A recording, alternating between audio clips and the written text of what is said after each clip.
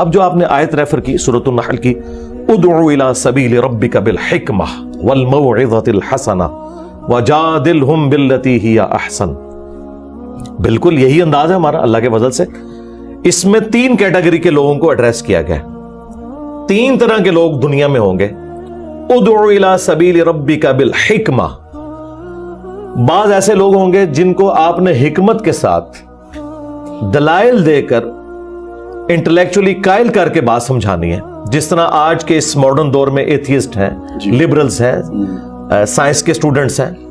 تو مجھے بتائیں اس پلانٹ ارتھ پہ اردو بولنے والوں میں میرے سوا کون سا بندہ ہے جو تمام سائنٹیفک فیکٹس کو لے کر، اور وہ اتنا کوالیفائڈ بھی ہو، انجینئر بھی ہو، اور تمام چیزیں پبلکلی کلیئر کر رہا ہو۔ اللہ کے فضل سے میری درجنوں میں ویڈیوز ہیں کہ میں پوری حکمت کے ساتھ اس دعوت کو لے کر چل رہا ہوں۔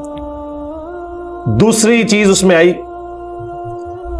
واضح حسنہ کے ساتھ، یعنی اچھے طریقے سے آپ نے واز کرنا ہے۔ جہاں واز کی باری آتی ہے، الحمدللہ آپ میرے فکر آخرت سے متعلق ویڈیوز دیکھیں تو اس میں تو آپ کو ایک بالکل ڈیفرنٹ میرا کلر نظر آئے گا۔ اس کی وجہ یہ ہے کہ وہ ٹاپک ہی بالکل ڈیفرنٹ ہے۔ جس طرح نبی علیہ السلام جب جمعے کے ممبر پہ آپ کو نظر آئیں گے تو تلوار اٹھائے ہوئے نظر نہیں آئیں گے، آپ کو آکورڈ لگیں گے۔ لیکن اگر کوئی شخص نبی علیہ السلام کا تعارف ہی یہ کروائے کہ ایک بندہ ہے جس نے زرہ پہنی ہوئی ہے، تلوار اٹھائی ہوئی ہے، تو لوگ تو کہیں گے جنگجو، آپ کا ایک دعوت والا پہلو اوور لک ہو جائے گا اگر آپ کے شارٹ کلپ یہی والے کاٹے جائیں، جس طرح اس زمانے میں لوگ کاٹتے تھے، آج تک لوگ کر رہے ہیں۔ اور اگر آپ کا صرف وہ والا پہلو پیش کیا جائے کہ آپ نے پگڑی باندھی ہوئی ہے اور آپ ممبر کے اوپر ہیں، تو پھر آپ کا صرف ایک وائز والا ہوگا، تو پھر دوسرے لوگوں کو موقع ملے گا کہ اچھا یہ صرف واضح و نصیحت ہی کرتا ہے، میدان جنگ کا سوار یہ نہیں ہے۔ تو ایسا نہیں ہے، میرے ساتھ یہ کرتے ہیں کہ ایک طرف کے کلپ پیش کرتے ہیں۔ تیسرا اس کے اندر آیا تھا وَجَادِلْهُمْ بِالَّتِي هِيَ أَحْسَنُ، مجادلہ کرنا ہے احسن طریقے کے ساتھ۔ دنیا میں اس کیٹیگری کے لوگ بھی موجود ہوتے ہیں کہ جو نہ حکمت کی بات سمجھتے ہیں، نہ اچھے واز سے ان کا کوئی مسئلہ حل ہوتا ہے، ان کے ساتھ مجادلہ کرنا پڑتا ہے۔ مجادلہ آپ کو پتا کیا ہے عربی میں؟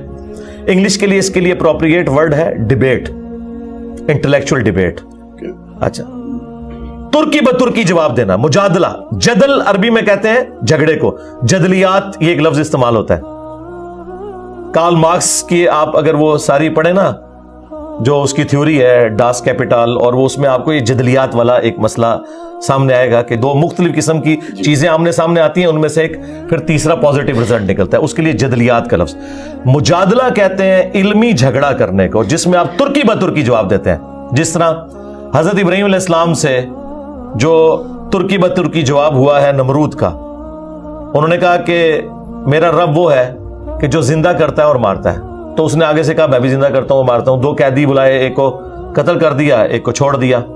اب یہ اس نے فضول حرکت کی تھی، لیکن ابراہیم علیہ السلام نے اسے اوور لک کر کے اگلی اسے پکی دی کہ میرا رب وہ ہے جو مشرق سے سورج نکالتا ہے، تو مغرب سے نکال کے بتا۔ بس ادھر وہ ختم ہو گیا۔ تو ترکی بترکی جواب دینا اسے کہتے ہیں مجادلہ۔ جب مجادلہ ہو رہا ہوتا ہے نا، تو پھر اس میں آپ نے اسی کے اصول اور مبادی پہ اس کو وہ جواب دینے ہوتے ہیں جو اسے لینگویج سمجھ آتی ہے، اور یہ کام دنیا میں بہت کم لوگ کر سکتے ہیں۔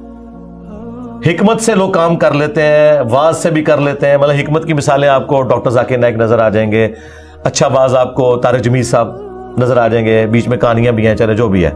لیکن مجادلہ یہ بہت مشکل کام ہے۔ مجادلہ کرنے کے لیے پھر آپ کو مخالف کے تمام دلائل پتہ ہونے چاہیے، وہ کس چیز کو بنیاد بنا کر گمراہی پھیلا رہا ہے وہ آپ کو پتہ ہونے چاہیے، اور پھر اسی اصول اور مبادی کے اوپر آپ نے اسے گرانا ہوگا۔ اس ٹاپک کے اوپر ود ان اسلام میرے علم میں تو اس وقت کوئی اور بندہ نہیں ہے جو مجادلہ کرتا ہو، چونکہ کوئی کر ہی نہیں رہا، لہٰذا مجھے کسی سے کمپیئر ہی نہیں کرنا چاہیے۔ کبھی بھی آپ ہاکی کے پلیئر کو اسکواش کے پلیئر کے ساتھ کمپیئر نہیں کر سکتے، کرکٹ کی بال کو گولف کی بال کے ساتھ کمپیئر نہیں کر سکتے، ورنہ تو لوگ آپ کو پاگل کہیں گے۔ میرے جیسا کام اگر کوئی دنیا کا بندہ کر رہا ہے، وہ سامنے لے کے آئیں کہ یہ بندہ ہے اور یہ طریقہ ہوتا ہے کام کرنے کا، تو بندے کوئی نہیں ہوگا۔ اگر نبی علیہ السلام کی آپ مثال لے کر آئیں گے تو نبی علیہ السلام کی زندگی کے وہ سارے پہلو موجود ہیں، لیکن ہمیں نبی علیہ السلام کی زندگی کا صرف وہ پہلو بتایا جاتا ہے جو عوام سننے کی عادی ہے۔ اگر نبی علیہ السلام کی زندگی کے وہ تلخ پہلو بتائے جائیں جو آج کی اس ماڈرن ڈاکٹرن کے اندر آج کے لوگ اسے بد اخلاقی سمجھتے ہیں تو ان کو نبی الاسلام بھی ہضم نہیں ہوں گے. مثلا نبی الاسلام کی حدیث ہے بخاری مسلم میں کہ 3 دفعہ دستک دو, جواب ملے تو ٹھیک ورنہ واپس لوٹ جاؤ. آپ تو 3 دفعہ مس بیل کیا 50 دفعہ مس بیلیں دیتے ہیں, ٹھیک ہے اچھا, اور مس بیل دی اور اس نے آگے سے جواب نہیں دیا, آپ کہتے ہیں بد اخلاقی ہے. نبی الاسلام کے اخلاق ہی یہی ہے کہ نہیں دینا جواب, میری مرضی. دستک دی 3 دفعہ, جواب ملے تو یہ اس وقت تک دستک دیتے ہیں جب تک, اور میں جواب دینے کا بھی پابند نہیں ہوں. نبی علیہ السلام نے یہ نہیں کہا کہ اسے بتاؤ کہ میں نے ملنا نہیں ہے, وہ گھر پہ نہیں. آپ کوئی پابند نہیں ہے, وہ دستک دے جواب آ جائے ٹھیک جائے. کیوں کہ جو ملنے ہے یہ اس کی ضرورت ہے, وہ بندہ نہیں ملنا چاہتا, دیٹس آل. تو اس طرح کی کئی چیزیں ہیں کہ جو ہمارے اخلاقیات میں بد اخلاقی ہیں, دین میں وہ اخلاقیات ہیں.